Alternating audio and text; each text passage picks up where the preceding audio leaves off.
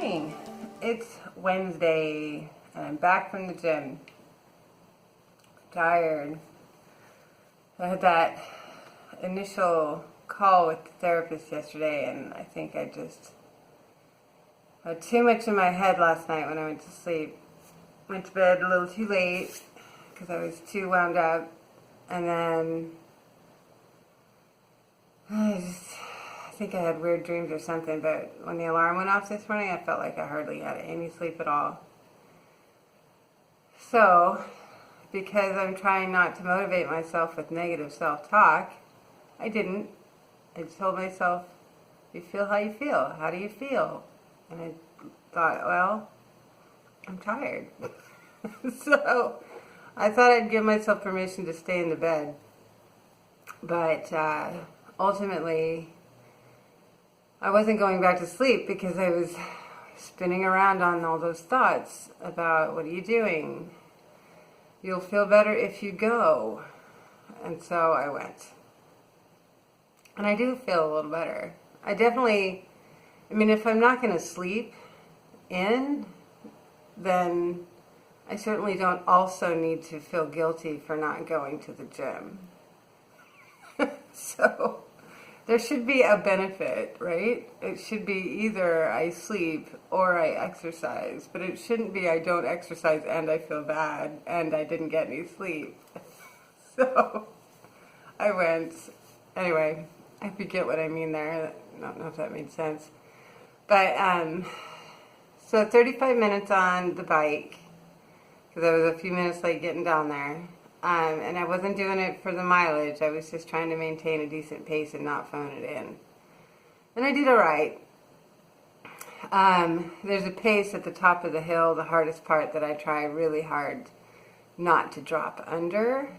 And I did do that. I just didn't race as hard on the low parts.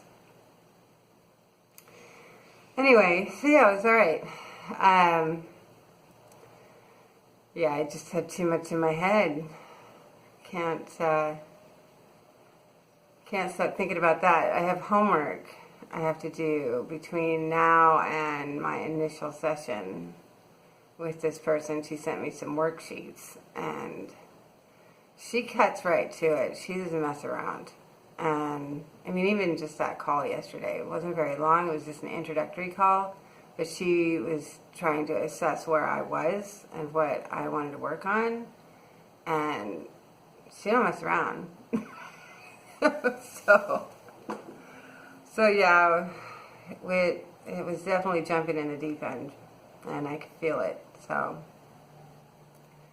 tonight I have that meditation class. And I think that's good timing. As much as my reflex tells me that I just want to go to work and go home and hide, I will not. So I'm going to go to work, and then I'll come home and have a quick bite, and I'll go to meditation. So I think that's exactly what I need. And the therapist, I told her I was doing meditation. She thought that was fantastic, that it would be fully a supportive thing with what she's going to be doing. And so that's cool. That I can think of it as a complementary therapy. So yeah, so it's going to be worky work, and just try to find some encouraging podcasts today to lift my mood and help me keep my focus on moving forward, not hide from what I need to get done. Small plates, green juice, show up.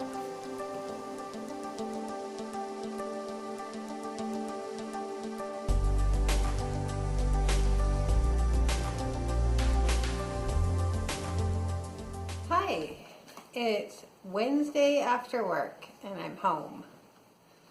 It was a good day. Despite having been in such a funk this morning, I was so tired, but it's okay. It was an alright day. I did my homework on my lunch. for my therapy. That was hard.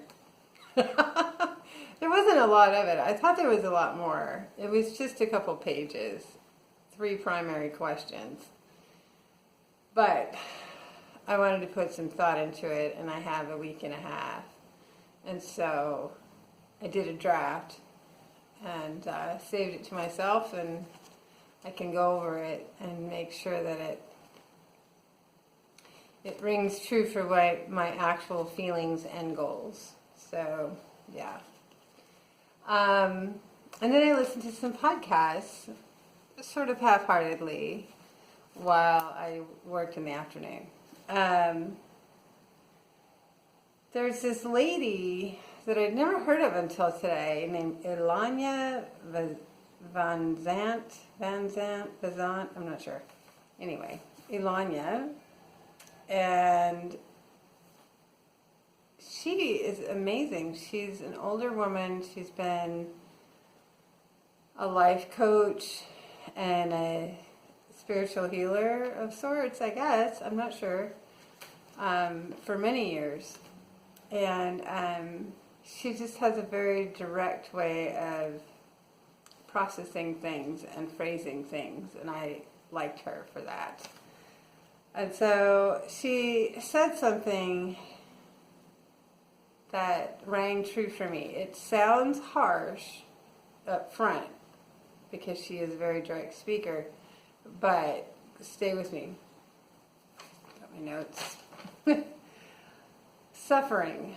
Her definition of suffering is our voluntary participation in events, circumstances, and situations that disempower us.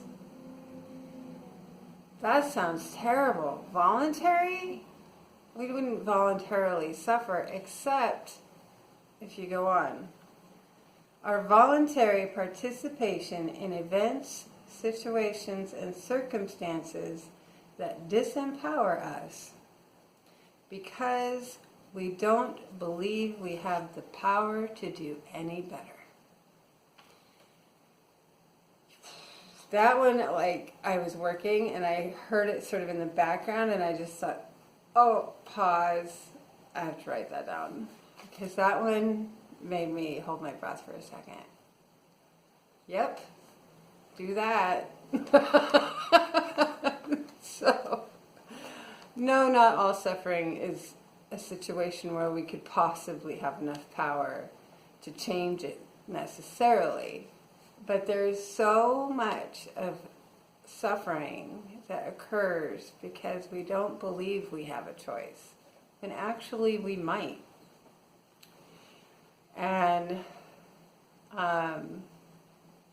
a lot of what I want to do this therapy about is reminding myself that I can choose what I continue to suffer,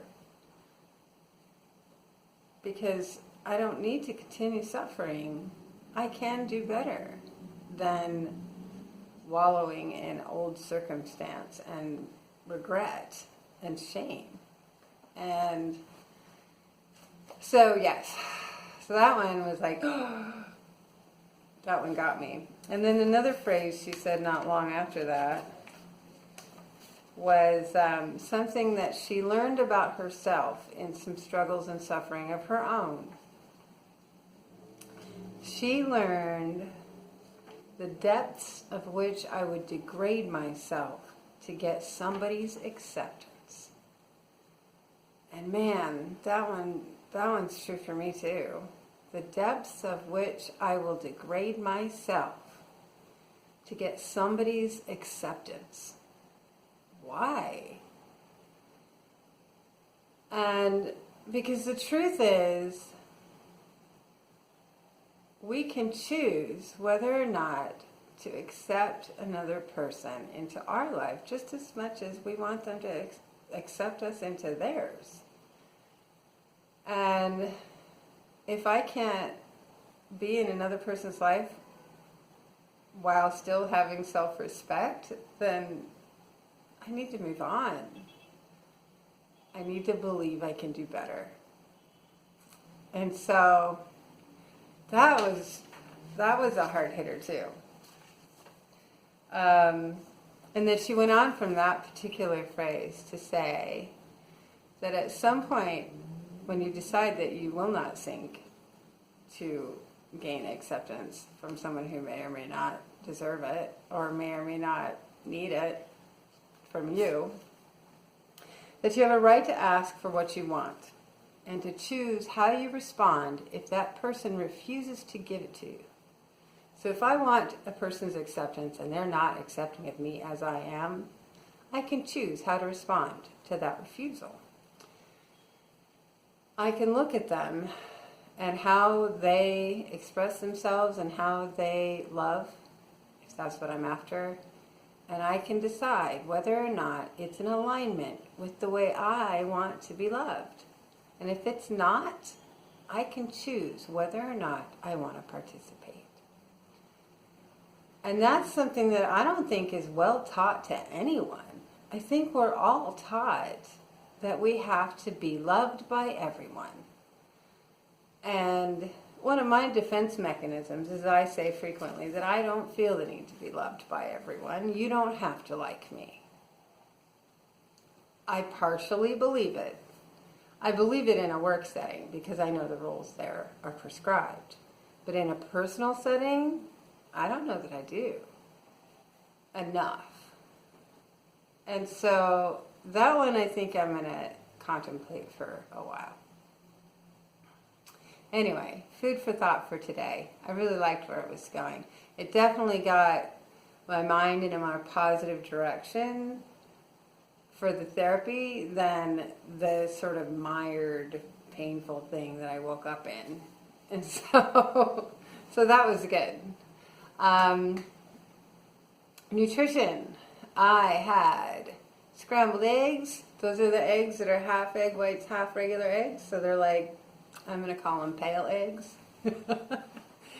Pale eggs, some sauteed spinach, and a single piece of bacon, along with my big jug of green juice. And then I had, for lunch, I downsized my portion considerably on lunch. I did a bowl, which I have to be careful with because the bowls, it's easy to just fill a bowl, and that bowl might hold more than you realize. But I've been doing the plates, and I know I overfill them. So I did a bowl, and I had a little bit of this carrot cucumber salad with radishes, just a little bit in the bottom. And then I had 4 stalks of roasted, the tall things that were sitting on the side upright. Those are sweet potatoes. They were roasted with cinnamon and I think like chili powder. It was good. And then a little bit of lamb, not very much, with some yogurt cucumber sauce. So really kept it small on the portion. Ultimately, it was plenty of food.